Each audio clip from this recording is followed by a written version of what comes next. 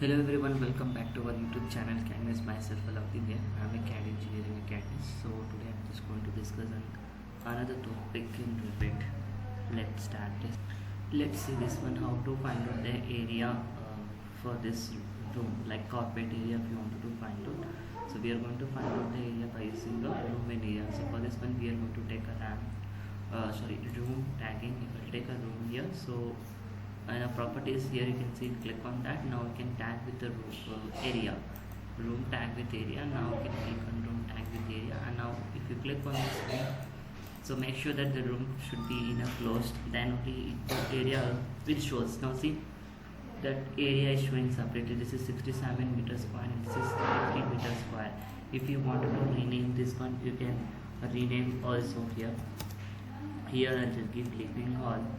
Now if you want to rename this one as in bedroom, now you can name this one as in bedroom. So it will get changed. So like that we are going to find out the area of your carpet area of your site, everything we are going to find out by using this. Fine. Okay, thank you so much. Hope you understood. Like our video, subscribe our channel. Thank you so much.